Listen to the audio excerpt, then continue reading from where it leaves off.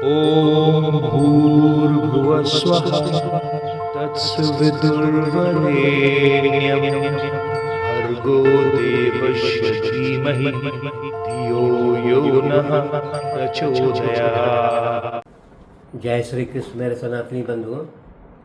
महाभारत के पिछले अंक में हम लोगों ने अध्ययन किया कि दुर्योधन के अनुरोध पर जो है धृतराष्ट्र दोबारा द्यूत कीड़ा का आदेश देते हैं और उस द्यूत कीड़ा में जो है वो पांडव पुनः हार जाते हैं। और इसमें द्यूत कीड़ा में ये शर्त लगाया गया था कि जो पक्ष हारेगा वो 12 वर्षों तक जो है वनवास का पालन करेगा तथा 13वें वर्ष में वो अज्ञातवास का पालन करेगा।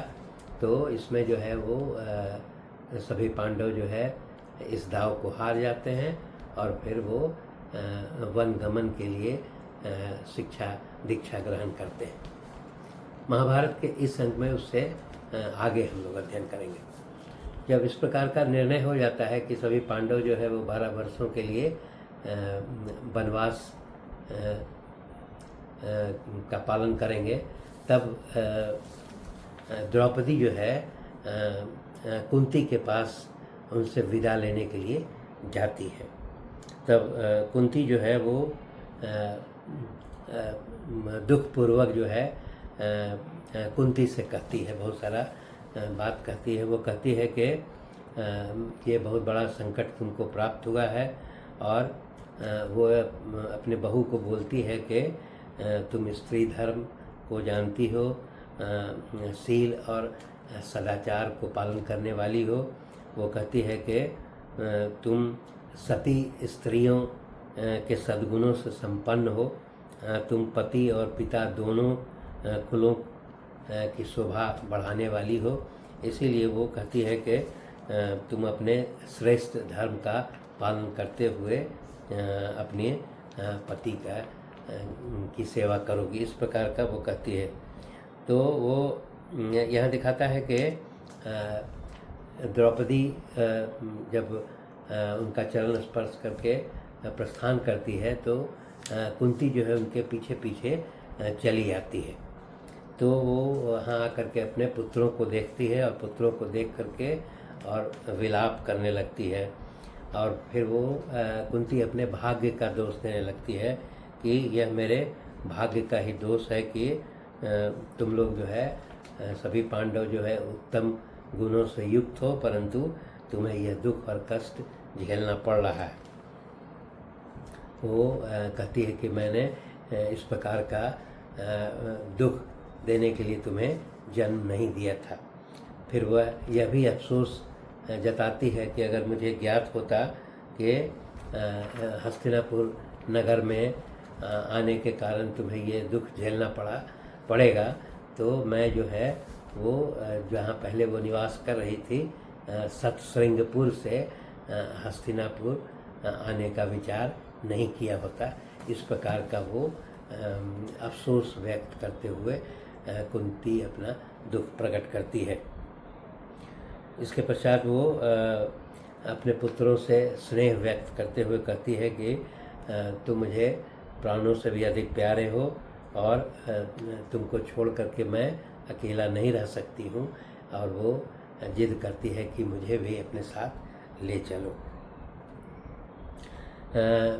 फिर वो सभी कौरव के जो श्रेष्ठ गण हैं जैसे भीष्म, द्रोण, कृपाचार्य, वो कहती है कि ये जो धर्म को और नीति को जानने वाले लोग हैं, इनके होते हुए भी कैसे जो है हम लोगों पर इतनी बड़ी विपत्ति आई है। वो इस प्रकार का विलाप करती है। तब यहाँ पर दिखाता है कि इस प्रकार का विलाप करते हुए कुंती जो है जब विलाप करती है तो द्रौपदी जो है सभी 5 पांडवों के साथ विदा हो जाती है। और विदुर जो है वो कुंती को समझाते हुए अपने आवास पर लेके चले जाते हैं। उसमें दिखाता है कि विदुर भी बहुत दुखी हैं। यहाँ पर दिखा गया है कि जब पांडव जो है वो वन के लिए प्रस्थान करते हैं तो जितने नगरवासी जो है वो भी बहुत दुखी होते हैं और वो कहते हैं, अफसोस जाहिर करते हैं कि ये राजागण जो है वो जो कितने दुख भोगने के योग्य नहीं हैं और वो दुर्योधन और धृतराष्ट्र के कुकर्म से जो है उन्हें ये दुख प्राप्त हुआ है। इस प्रकार वो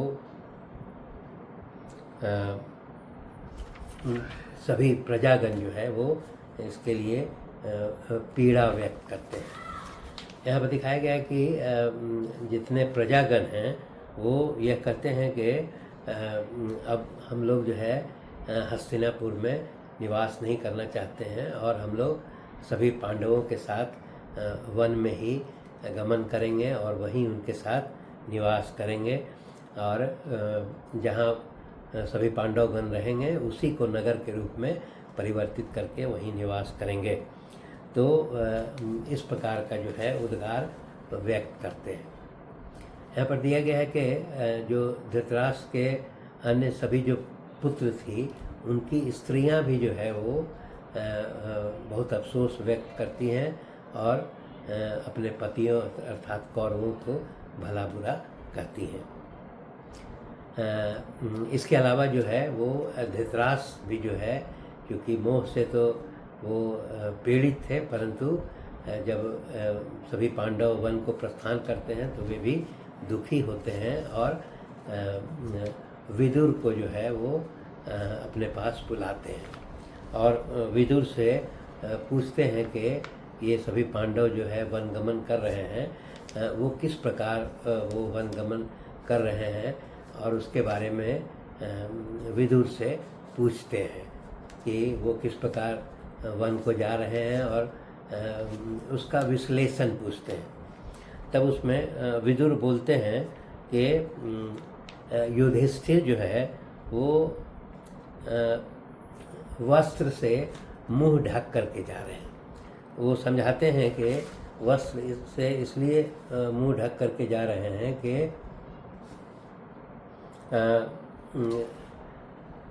युधिष्ठिर ये सोचते हैं कि चूँकि वो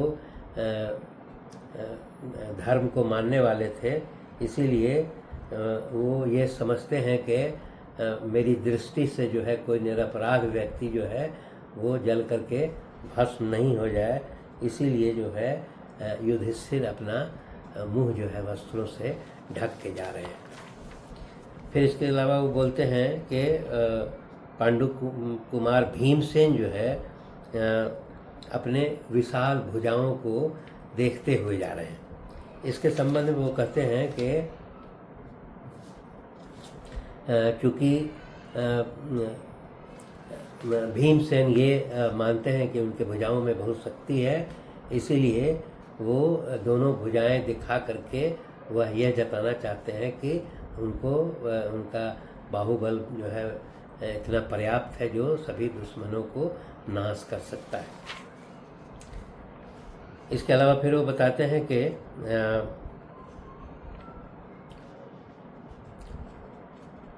अर्जुन जो है वो बालू बिखेरते हुए जो है वो पीछे पीछे चल रहे हैं।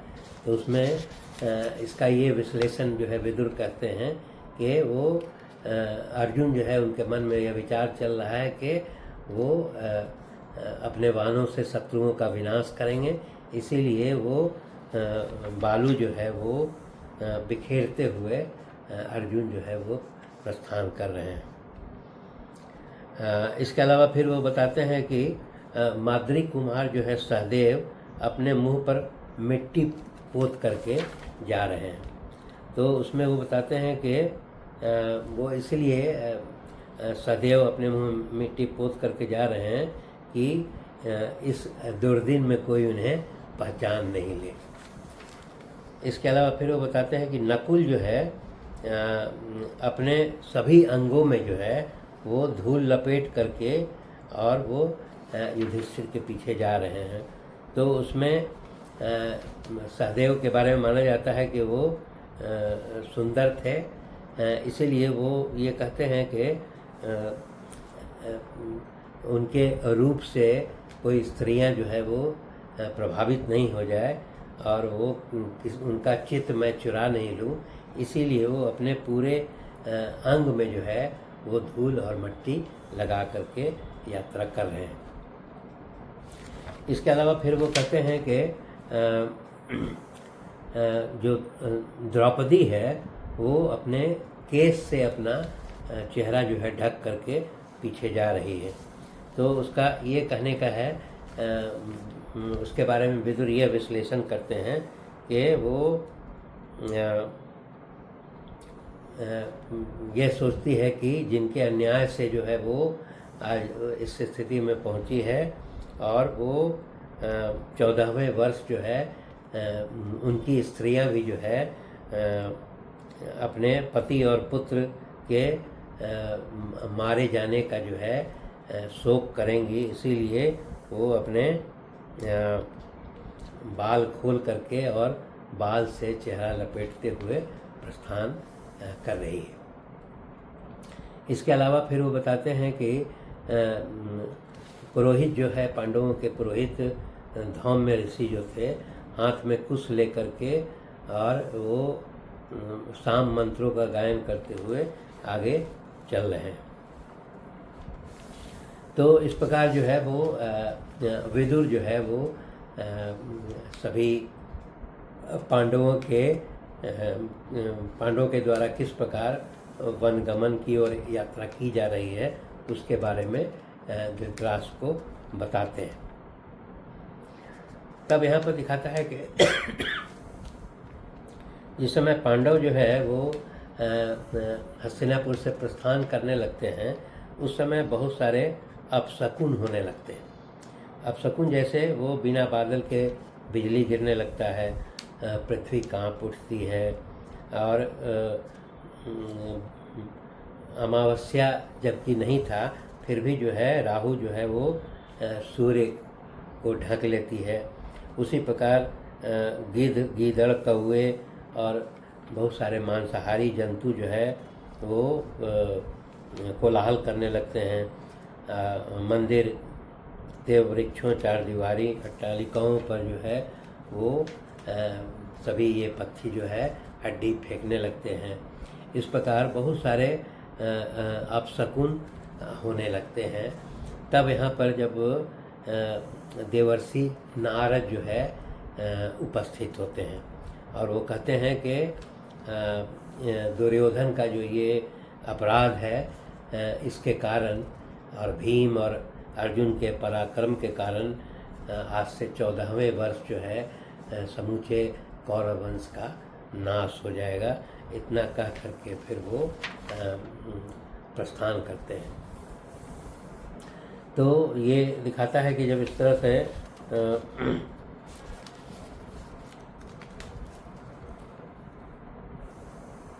जब सभी पांडव प्रस्थान करने लगते हैं तो पूरा नगर जो है वो उत्सवहीन हो जाता है, और सभी स्त्री, बालक और वृद्ध, सारा हस्तिनापुर जो है वो हर्ष रहित, शब्द शून्य और उत्सवहीन हो जाता है।